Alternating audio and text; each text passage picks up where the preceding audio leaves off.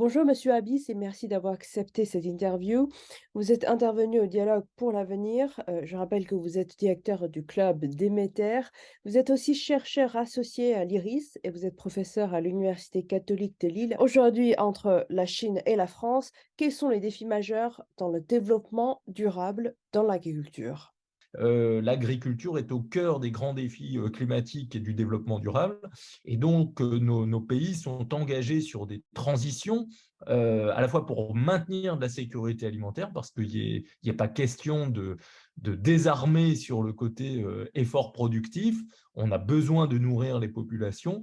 Et en même temps, il faut pouvoir nourrir et réparer la planète avec du coup des changements de pratiques, de l'innovation et encore une fois, une maîtrise accrue des ressources naturelles, les sols, l'eau, bien sûr l'ensemble de la biodiversité, qu'elle soit la biodiversité terrestre ou marine.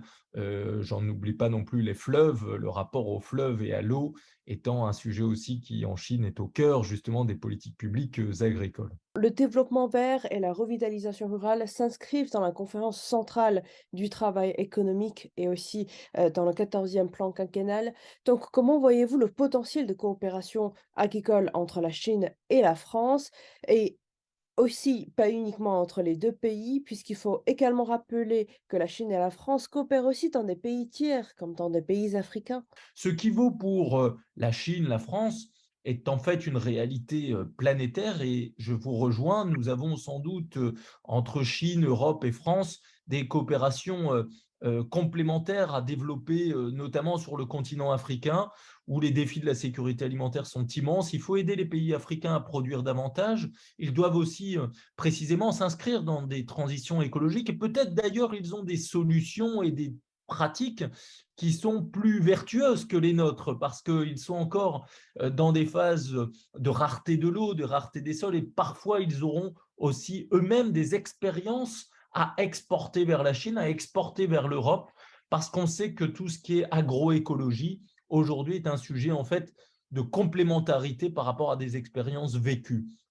Ça veut dire qu'il faut partager par contre en parallèle, évidemment des productions et donc du commerce. Nous avons besoin de maintenir un monde d'échange et ouvert, surtout sur ces solidarités agricoles et alimentaires. Les inégalités géographiques, les inégalités économiques sont trop fortes. Nous avons besoin de maintenir des interdépendances, mais dans un esprit gagnant-gagnant. Il faut aussi, bien sûr, faire en sorte que les investissements se mobilisent sur les bons secteurs d'activité vis-à-vis du continent africain, la Chine, la France, l'Europe investissent beaucoup en matière de coopération sur les questions agricoles, sur les questions de développement durable, sur les questions du rural, sur le soutien aux petits producteurs, aux femmes entrepreneuses également dans ce domaine. Et je crois que c'est à travers aussi cette coopération triangulaire entre la Chine, la France, le continent africain, qu'on pourra trouver au niveau international une résonance à tout ce qui est mené. Nous avons deux pays très engagés aujourd'hui pour défendre le multilatéralisme. La Chine a bien montré tout son intérêt aussi pour le multilatéralisme agricole et alimentaire ces dernières années, avec aujourd'hui un directeur général de la FAO qui est chinois et dont on doit saluer le travail pour justement présenter l'importance qu'accorde le pays à cette coopération internationale sur le plan agricole et alimentaire. La France et l'Europe font aussi partie de ces puissances qui, dans le monde, ont l'ambition sur le terrain agricole et alimentaire d'avoir une action qui dépasse leurs propres frontières et le seul continent européen, parce que précisément l'alimentation, c'est la paix, l'alimentation, c'est la vie, et si on veut travailler à la stabilité du monde et au progrès de l'humanité et au bonheur pour le plus grand nombre, les questions agricoles et alimentaires, c'est vraiment le secteur de coopération qui est un des plus importants en la matière. Est-ce qu'il y a un projet particulier qui vous semble exemplaire dans le genre de coopération que vous venez d'écrire? Moi, j'aimerais citer par exemple ce qui a été fait depuis quelques années dans le cadre multilatéral de suivi des marchés avec le dispositif AMIS. AMIS a été instauré il y a une dizaine d'années dans le cadre du G20 parce que précisément l'ensemble des grandes nations du monde, dans le cadre du G20, ont toujours mis la question de la sécurité alimentaire au cœur de leurs priorités. C'était vrai il y a 10 ans quand le G20 s'est constitué et le dernier G20 qui s'est tenu en Indonésie, à Bali, a bien montré toute la l'importance des questions agricoles et alimentaires qui occupent à peu près la moitié de la déclaration des pays. Donc on voit que le sujet est important dans le cadre du G20 et AMIS avait été développé il y a 10 ans pour faire en sorte que les pays du G20 partagent l'information, les statistiques, le suivi des marchés pour qu'ils puissent se coordonner et qu'en cas de flambée des prix, en cas de crise alimentaire, il y ait des réponses collectives, des réponses solidaires, à la fois pour maintenir du commerce, éviter des chocs de confiance d'un point de vue commercial et logistique, en même temps avoir des mesures de solidarité pour aider des pays qui auraient des besoins conjoncturels, et en même temps garder cette vision de long terme qu'autour des questions agricoles et alimentaires, il faut rester dans un monde ouvert et de coopération.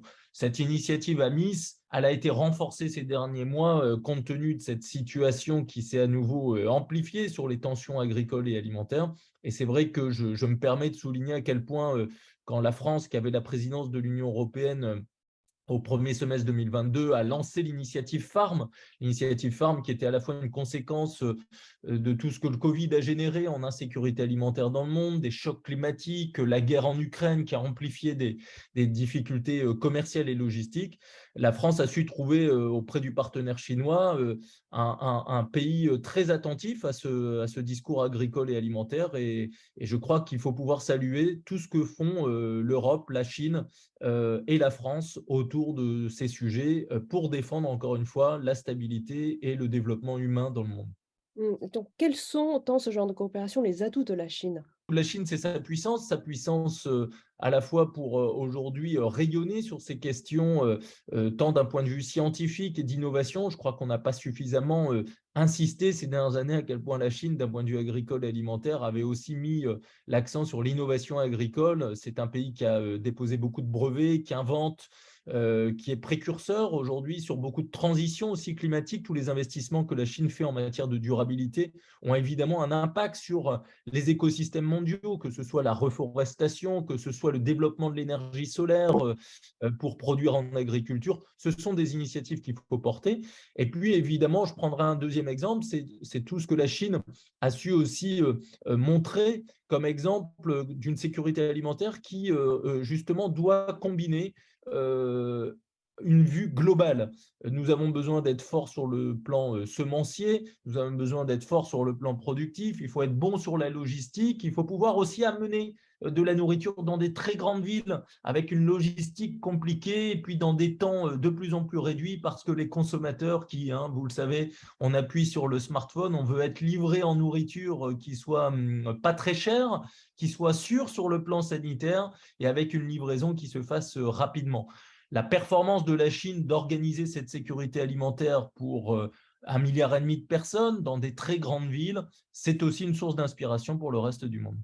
Merci monsieur d'avoir accepté cette interview.